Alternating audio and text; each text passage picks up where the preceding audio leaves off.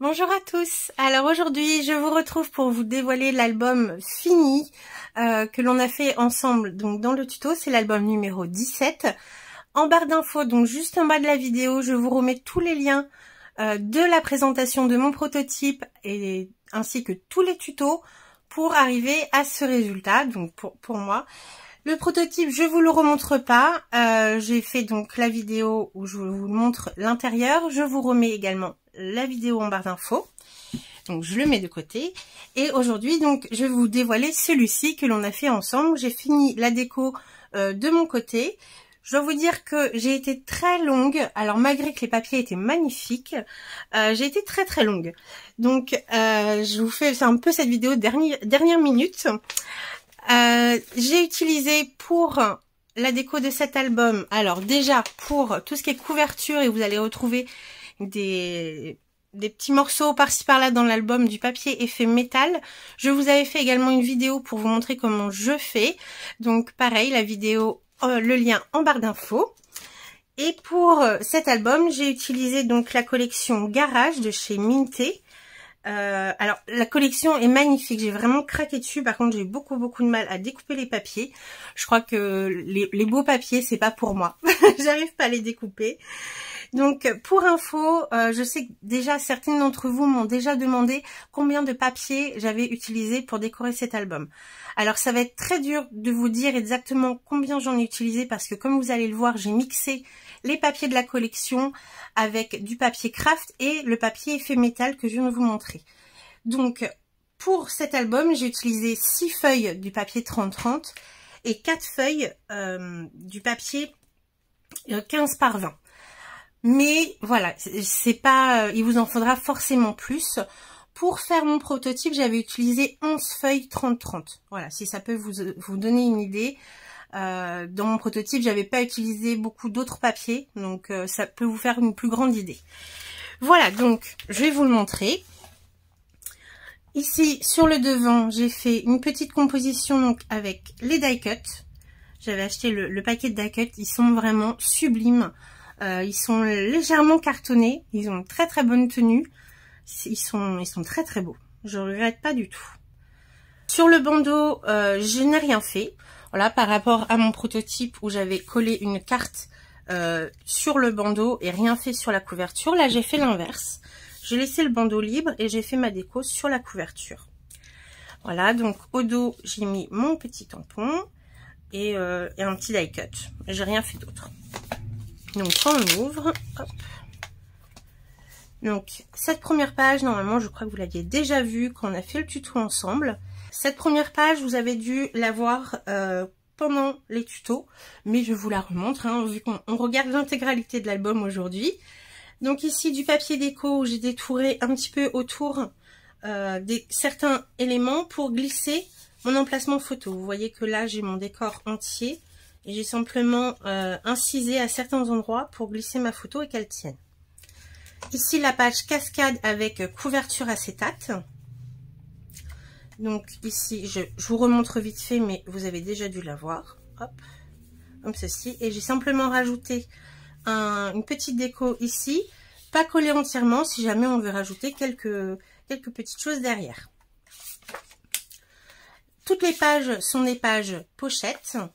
Voilà, avec des emplacements photos qui s'installent donc dans la page et qui dépassent suffisamment, je trouve, pour avoir bien maintien à la tirer. Ici, donc, la page avec le petit rabat ici, hop, qui dévoile 2 emplacements photos. Et derrière, j'ai simplement mis un emplacement photo. Bon, c'est optionnel, c'est simplement pour montrer qu'on peut mettre quelque chose derrière. La page enveloppe, alors au final j'ai laissé les cartes de la collection. Je pensais faire un petit livret, quelque chose, mais non. En fait, je les ai laissées telles quelles. Je trouve ça sympa, en plus elles sont décorées des deux côtés. Du coup, voilà, selon comment on veut les mettre, ça peut changer un petit peu. Donc je les ai laissées comme ça.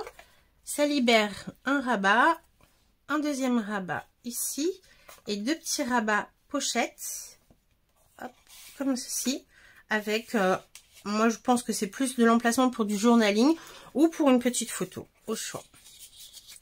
Ici, donc, encore le rabat dans la page. Hop. Voilà. Ici, c'est la page, donc, avec le livret qui retient mes pages. Voilà, donc ici, emplacement photo. On ouvre le rabat, 2 emplacements photo. Et ici, dans la pochette, on pourrait très bien prévoir de mettre encore autre chose. J'ai pas pensé, j'aurais dû glisser une petite carte de la collection. Sur cette page, une décoration toute simple. J'ai simplement mis 2 petits outils ici en déco. On retrouve la page cascade avec pochette acétate. Hop. Comme ceci. Donc là, je suis restée très simple. Ici, je n'ai rien mis. Je me dis qu'on peut mettre une photo un peu plus carrée. Ça peut être sympa. Voilà. Et vous remarquez que sur toutes mes pages, j'ai fait des rappels d'effets métal. Voilà. Sur quasiment toutes. Hop. Ici et ici. Voilà. Donc, encore la page, le tag dans la page. Alors, avec la page cascade, elle est un peu plus volumineuse. On a un petit peu plus de mal à la passer, mais ça le fait quand même. Ici, donc, on retrouve la page avec les rabats. Ici, j'ai fait donc mon éternelle carte avec les chutes de mes papiers. J'ai réussi à en faire quelques-unes, mais je vais en garder. Je pense que pour la fête des papas, ça pourra m'être utile. Voilà. Ici, la page enveloppe. Alors là, j'ai simplement mis un die cut avec les cartes qui retiennent le rabat. Hop. Comme ceci. J'adore ce papier effet casier comme ça, je le trouve très très beau. Hop. Comme ceci, donc encore le tag dans la page. Et la dernière page, c'est donc le livret qui retient le rabat. Alors là, petite subtilité, faites attention parce que je me suis fait avoir dans mon prototype et j'ai failli me faire avoir encore dans celui-ci. C'est les décos que l'on colle sur cet élément fixe de la page. Il ne faut pas qu'il dépasse de trop pour ne pas bloquer ce rabat. Voilà. C'était limite ici et dans mon prototype, je me suis fait avoir. Donc, je préfère vous le repréciser. Donc, ici, le petit livret. Hop.